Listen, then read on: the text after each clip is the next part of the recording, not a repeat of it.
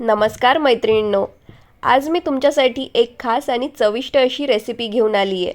Restaurant style sambar. Sambar आपण सगळेच बनवतो आणि प्रत्येक घरची आपली एक वेगळी पद्धत असते.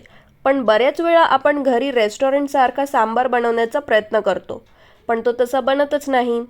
म्हणून आज मी तुमच्यासोबत शेअर करणार आहे खरा रेस्टॉरंट स्टाईल सांबार बनवण्याची सोपी आणि परफेक्ट रेसिपी. चला तर मग सुरुवात करूया. सगळ्यात आधी सांबार मसाला तयार करून घेऊ. एका पॅनमध्ये 1 टीस्पून तेल घेऊन तेल गरम झाल्यावर त्यात 1 टीस्पून मोहरी, 1 टीस्पून जिरे, अर्धा टीस्पून हिंग, 1 टीस्पून मेथी दाणे, 1 टीस्पून धणे, 1 टीस्पून उडीद डाळ, 1 टीस्पून चना डाळ आणि 1.5 टीस्पून खोबऱ्याचा कीस घालायचा आहे. हे सगळं मिश्रण मध्यम आचेवर छान सुवास येईपर्यंत भाजून घ्यायचं आहे. आता त्यात 5 ते 6 लसूण पाकळ्या, 1 इंच आल्याचा तुकडा, 8 ते 9 मिरे, 3 लवंग आणि 2 सुक्या लाल मिरच्या घालून पुन्हा थोडं परतवून घ्यायचं आहे. मिश्रण थोडं थंड झाल्यावर मिक्सीच्या भांड्यात काढून घ्यायचे. त्यात अर्धा कप पाणी घालून बारीक आणि गुळगुळीत पेस्ट तयार करून घ्यायची आहे. मैत्रिणींनो, खरंच सांगते, खूप छान सुवास दरवळलेला आहे. हा मसाला आपल्या सांबाराला एकदम रेस्टॉरंट स्टाईल चव देईल.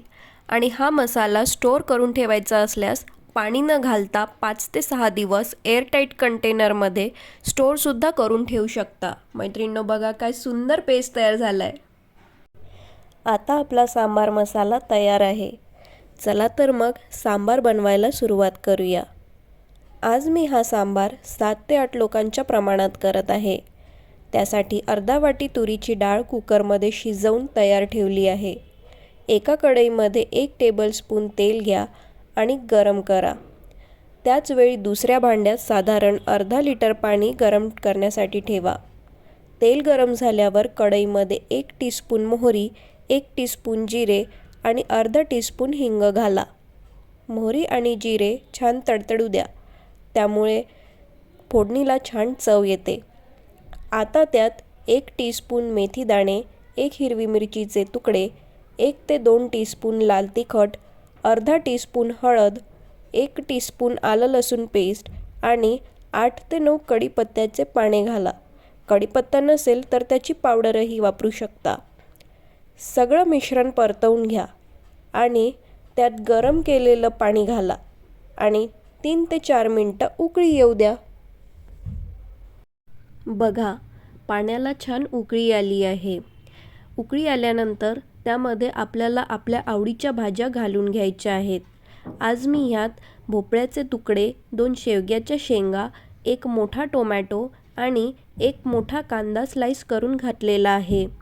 सगळ्या भाज्या नीट मिक्स करून कढईवर झाकण ठेवून मध्यम आचेवर 8 ते 10 मिनटं शिजू द्यायच्या आहेत.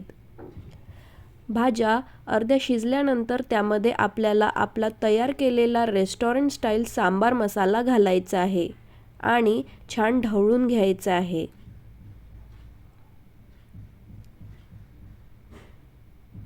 आता त्यामध्ये आधी शिजवलेली तुरीच्या डाळीचं वरण घालून घ्यायचं आहे आणि सर्व मिश्रण व्यवस्थित ढवळून घ्यायचं आहे.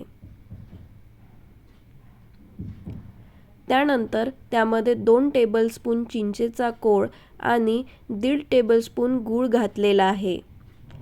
त्याचबरोबर चवीनुसार मीठ घालायचं आहे आणि गरज असल्यास थोडंसं पाणी घालून सांबाराची कन्सिस्टन्सी ॲडजस्ट करायची आहे. सांबार मध्यम आचेवर 10 ते 12 मिनटं उकळून घ्यायचं आहे, जेणेकरून सगळ्या मसाल्यांची चव छान मुरेल. शेवटी थोडीशी कोथिंबीर घालून हलकं मिक्स करायचं आहे आणि तयार आहे आपला गरमागरम एकदम रेस्टॉरंट स्टाईल सांबार. तर मैत्रिणींनो, तुम्हाला ही रेसिपी कशी वाटली नक्की कमेंट करून सांगा आणि अशाच छान छान रेसिपीजसाठी लाईक अँड सबस्क्राईब करायला विसरू नका. तोपर्यंत बाय बाय.